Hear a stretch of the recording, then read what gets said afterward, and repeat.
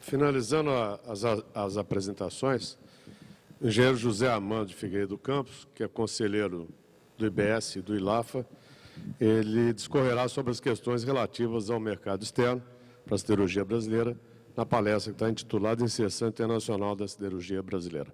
Vale o registro de que o engenheiro José Armando ofereceu uma contribuição importantíssima no início desse estudo, porque foi na sua gestão, como ex-presidente da BM, que o estudo teve início. E a decisão do estudo foi apoiada firmemente por ele, e por isso existe esse estudo. E agora, complementando essa contribuição, mais de caráter pessoal, vem nos brindar agora com a palestra que encerra essa etapa do nosso estudo, antes dos debates. Então, nós, propositadamente, deixamos a sua apresentação para fazer o fecho dessa etapa do projeto.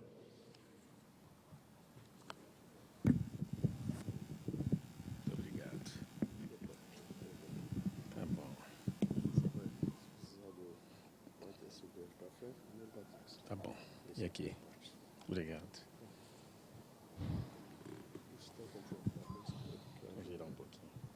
Muito obrigado, Gilberto. Muito obrigado a todos pela presença. Agradeço à ABM a gentileza do convite para estarmos aqui e as palavras de introdução do Gilberto. Muito gentis, mas depois do que o Rudolf disse aqui, que independentemente do resultado, tá certo, do estudo da CGE, a gente não sabe exatamente para onde vamos, porque a crise nos afetou de tal forma que qualquer número é bom. Ter dito que começamos esse trabalho não é a melhor, poderia não ser a melhor referência. Estou fazendo essa brincadeira apenas, mas eu acho que a lembrança do Gilberto ela tem razão. Se há alguma coisa que nós carecemos no Brasil, e a gente, em várias das discussões, esses pontos foram levantados, é de planejarmos o longo prazo, de fazermos alguns exercícios sobre o longo prazo. Pensamos muito na execução, e não estou nem falando no planejamento de curto prazo, mas a gente é muito imediatista e concentra muito esforço na execução e pouco esforço num planejamento de longo prazo, que, obviamente, poderia nos economizar recursos e tempo. Foi muito bom ter conversado com o Rudolf alguns dias atrás, porque, na troca de ideias ao telefone com ele, eu pude dirigir um pouco mais essa palestra no tema que foi proposto, que é da inserção da siderurgia brasileira no mercado internacional, trazendo um ponto de vista menos quantitativo, digamos assim, e mais para uma abordagem mais conceitual sobre a siderurgia brasileira em si, como ela é, de onde ela veio, né, e onde ela pode chegar vis-à-vis o cenário mundial que se tem à frente hoje, vis-à-vis o estágio atual dos nossos principais competidores. O sumário, rapidamente, é esse que está aí, não é? Faremos sem muita necessidade de precisar os limites, porque vocês vão ver pelos slides, a passagem de um desses temas, de um desses tópicos para o outro, é quase que imperceptível, mas o que a gente pretende fazer aqui é um breve histórico da siderurgia brasileira, sinalizar um pouco do que foi o período pré-crise, especialmente com esse ciclo que nunca havíamos visto antes, de 2001, 2002 até 2007 para alguns, para o Brasil, afortunadamente, até o terceiro trimestre de 2008, sem dúvida nenhuma, o maior ciclo do crescimento da nossa siderurgia.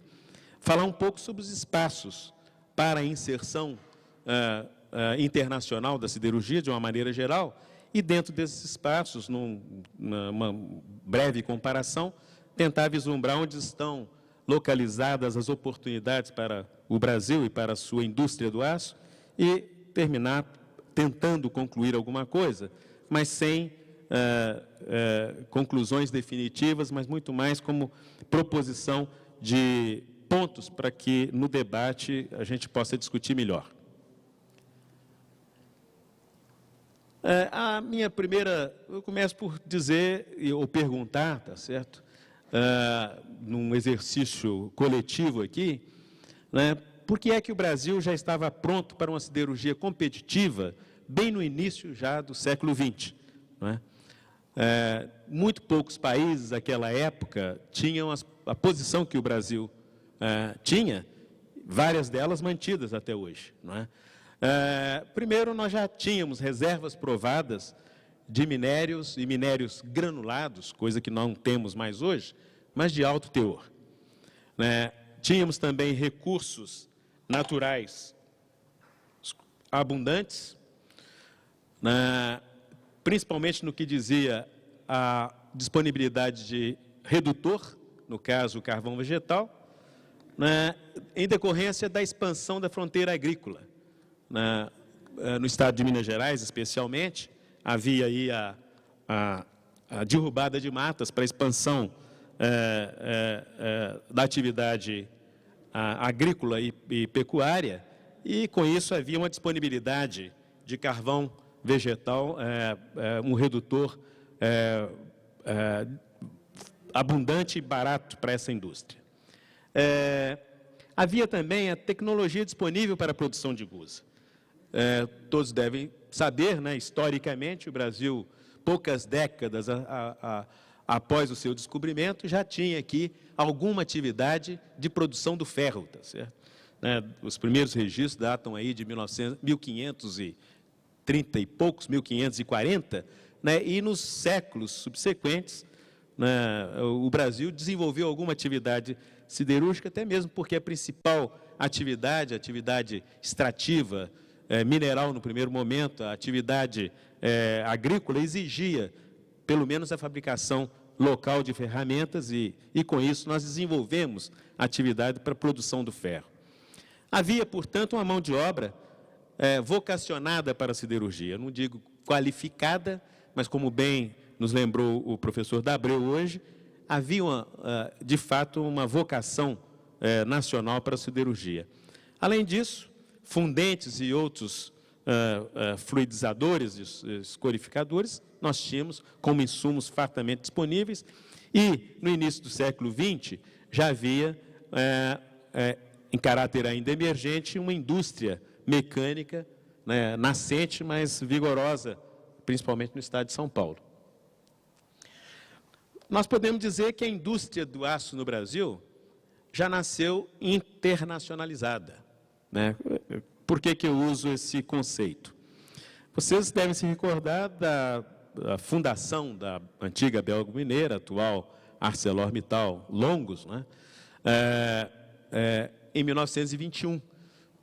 A existência, antes de 1921, a partir de 1917, da Companhia Siderúrgica Mineira, ali em Sabará, né, um empreendimento mineiro, na iniciativa de Gil Guatimozin, Lanari e outros, que, por falta de capital, atraiu, né, investimentos estrangeiros.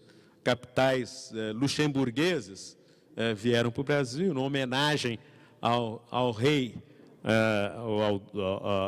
da Bélgica, a companhia foi denominada Belgo Mineira, tá certo? E isso já em 1921. Já na década de 40, no esforço de guerra, o governo Getúlio Vargas, acordo aí entre os aliados, tá certo? O Brasil se posicionando como aliado dos Estados Unidos da América, nós tivemos aí uma forte cooperação, né, da qual participou especialmente a United States Steel, e houve aí, vamos dizer assim, pelo menos a fundação tecnológica da CSN, calcada nessa experiência de internacionalização, onde vários engenheiros brasileiros foram capacitados, foram treinados, foram qualificados nos Estados Unidos. Posteriormente, um outro exemplo também marcante foi, com o início da indústria do petróleo, o florescimento da indústria do petróleo no Brasil, né, praticamente convite aos alemães para que viessem ao Brasil aportar tecnologia na fabricação de tubos sem costura e nasceu aqui mesmo no estado de Minas Gerais, aqui em Belo Horizonte, a Mannesmann, né, atual Valorec, isso já em 1952. Outro exemplo marcante foi o próprio exemplo da Uzi Minas, né, ainda na década de 50, né, num esforço aí conjunto, uma joint venture, né, que teve a participação de capitais estatais brasileiros, capitais privados brasileiros também, e capital japonês, através de uma subsidiária da Nippon Steel, fundada no Japão. O exemplo mais recente desse passado foi o próprio exemplo da CST, ArcelorMittal Tubarão, que nasceu como uma joint venture tripartite, né, naquele esforço da década de 70, vamos falar um pouquinho sobre isso à frente, né, como uma associação de capitais brasileiros, capital estatal, porque a siderurgia era estatal naquele momento, né, e capitais japoneses e italianos. Essa siderurgia brasileira, ela passou, obviamente, por um período de forte intervenção estatal. Então, aqui tem a parte de mecanismo de financiamento de florestas, pequenos e médios produtores, e tem uma série de aspectos aqui que talvez nem tenham muito a ver com tecnologia, mas muito mais com marcos regulatórios e com definições, né, de políticas. Desenvolvimento de programas para uso sustentável de pequenos e médios produtores, tecnologia de carbonização e aproveitamento de coprodutos voláteis, e por aí vai. Aqui, de novo, é importante porque tem um lado ecológico, hoje muito presente, a emissão de dióxido de carbono, né? A gente sabe do efeito estufa. Os outros todos, de enxofre, nitrogênio, que a gente sabe que é uma parcela bem pequena. Aqui que está realmente o problema. E todos nós sabemos que a produção de 1 tonelada de aço gera uma quantidade fantástica, né, de CO2. Bom, aqui tem a comparação da utilização, né, de emissão de carbono, no caso a China e os Estados Unidos, obviamente, dominam, né, o Brasil nem aparece nessa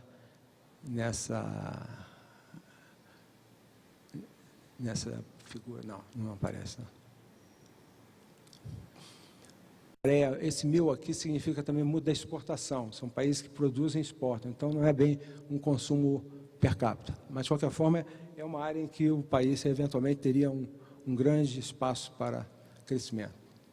Bom, os desdobramentos futuros desse estudo vão ser, primeiro, né, nós vamos fazer essa série de recomendações, né, que vai ser encaminhada ao MCT, e a ideia justamente é que esses 3 pilares que nós discutimos possam ser oferecidos, né, em diferentes fóruns. A gente tem procurado envolver todos os atores importantes no estudo, na nossa oficina. Já está sendo discutida com o Ministério do Desenvolvimento, Indústria e Comércio, através da BDI, a construção de uma agenda tecnológica setorial para essa aproximação com a PDP. E, obviamente, nós estamos procurando esses 38 documentos que nós produzimos, levar até instituições setoriais de fomento, financiamento, né, o próprio BNDES, etc., e a cadeia produtiva, para que eles possam utilizar e, dessa forma, alavancar algumas dessas ações, dessas iniciativas do setor. Então, eu agradeço, então, aí a presença de todos e a oportunidade de apresentar os resultados. Muito obrigado.